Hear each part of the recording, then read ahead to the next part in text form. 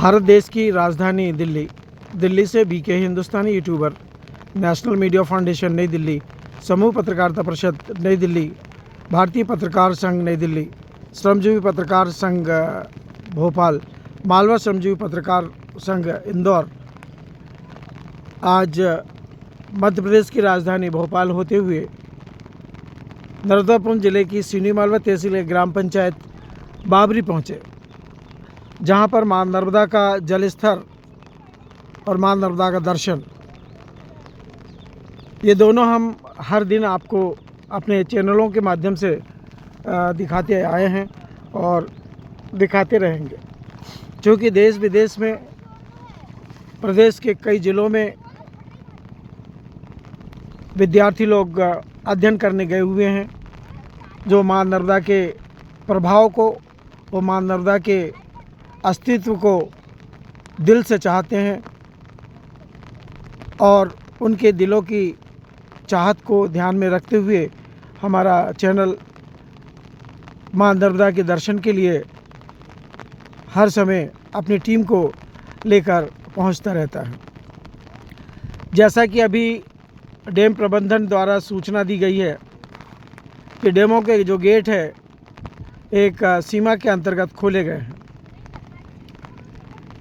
पर उन डैमों की जो अभी खोलने की जो रफ्तार हुई है उससे आसपास के गांव के ऊपर में किसी भी प्रकार का प्रभाव नहीं बन पाया है। चूँकि माँ नर्मदा के तटों के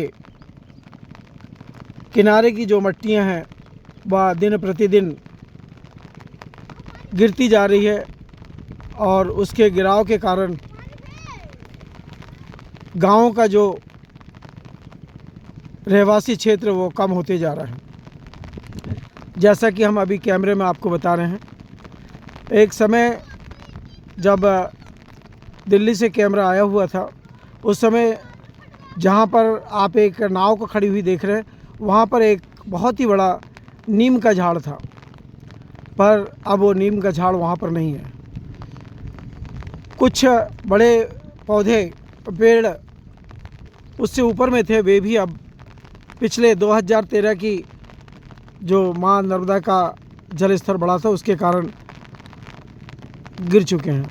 अब कल से आज तक माँ नर्मदा के सामने जो हम कैमरे में आपको दिखा रहे हैं, वह तट भी धीरे धीरे गिरते जा रहे हैं और आने वाले समय में शायद यदि यह पटाव नहीं होता सीसी रोड का, तो निश्चित तौर पर वे भी गिर जाते। सामने के भी जो आपको हम कैमरे के माध्यम से दृश्य दिखा रहे हैं, वे भी किसानों के खेत हैं जो धीरे धीरे कटते कटते 2-2 किलोमीटर 2-2 हेक्टेयर 4-4 हेक्टेयर गिर चुके हैं।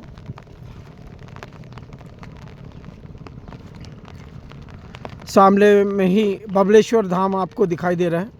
बमलेश्वर धाम की जो दीवारें तैयार की गई है, वे दीवारें ऐसा बताते हैं कि 12 लाख से 18 लाख के बीच में उस दीवार को बनाने में खर्च आया है।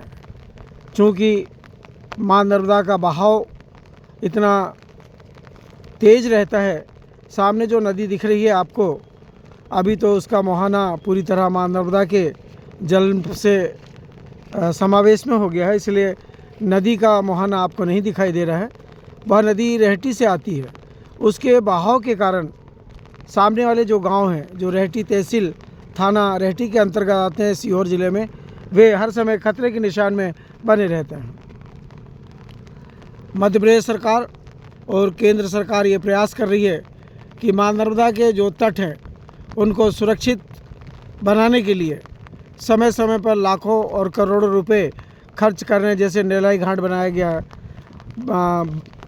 उसी प्रकार आंवली घाट बनाया गया, इसी प्रकार कई घाटों को विकसित किया गया जिससे कि रहवासी क्षेत्र को आने वाले समय में कोई परेशानी ना हो। इस समय नाव घाट भीमू राठौर द्वारा संचालित किया जा रहा है। इस वर्ष भी 1 वर्षों के लिए सिवनी मालवा तहसील से उन्हें यह घाट सुरक्षित चलाने के लिए दिया गया है। पर चूँकि घाट महंगा गया है और उस महंगे घाट के कारण अब ठेकेदार भी नाव को जब तक उनकी सवारियां पूरी ना हो जाए तब तक एक घाट से दूसरे घाट नहीं ले जा पाते। ये उनकी मजबूरी है, क्योंकि यदि कम सवारियों को लेकर यदि आएंगे तो उनको डीजल का खर्च और उनके जो कर्मचारी उसमें चल रहे हैं उनका खर्च निकालना मुश्किल जाएगा, ऐसा उनके प्रबंधकों के द्वारा बताया जा रहा है। कल भी हमने आपको माँ नर्मदा के जल स्तर की सीमा बताई है कि क्या सीमा थी और आज क्या सीमा रहेगी। आज हम ठीक 3:10 पर आपको माँ नर्मदा के ऊपर में जो डैम है उनको खोलने के बाद में क्या स्थिति बनी है उसकी जानकारी हम आपको अपने कैमरे के माध्यम से देने का प्रयास करेंगे। एक नन्हा सा बालक अपने डोंगे को खाली कर रहा है। चूँकि वर्षा का पानी यदि इस डोंगे में चले जाएगा तो हर वर्ष की तरह इस वर्ष भी कई डोंगे जो है माँ नर्मदा के जल स्तर में डूब चुके हैं। उन्हें निकालने में बहुत खर्च आता है और उनको उन खर्चों को से बचने के लिए गरीब लोग समय समय पर घाटों पर आते हैं और अपने डोंगों के पानी को साफ़ करने का प्रयास करते हैं। ये डोंगे और ये किश्तियाँ इसीलिए किनारे में बांधी गई है जिससे कि घाटों के ऊपर से अपनी नाव के की स्थिति को देख सके। मैं वरिष्ठ पत्रकार BK हिंदुस्तानी आज आपको माँ नर्मदा के दर्शन करवाने के लिए अपनी टीम के साथ में भोपाल से पहुंचा हूं। हमारी टीम दोनों तटों पर आंवली घाट से भिलाड़िया घाट और भिलाड़िया घाट से निचले घाटों तक पहुंची हुई है। टोटल 115 पत्रकार लोग इस दोनों घाटों की जानकारी केंद्र सरकार और मध्य प्रदेश सरकार को देने का प्रयास कर रहे हैं। इन्हीं शब्दों के साथ मैं माँ नर्मदा को चरण स्पर्श करता हूं और उम्मीद करता हूं कि माँ नर्मदा हमें आशीर्वाद देगी और जन धन और मानव का जीवन सुरक्षित करेगी। इन्हीं शब्दों के साथ में मैं इस पटेलों के गांव के बड़े घाट से यह आपको जानकारी दे रहा हूं। जय हिंद, जय भारत।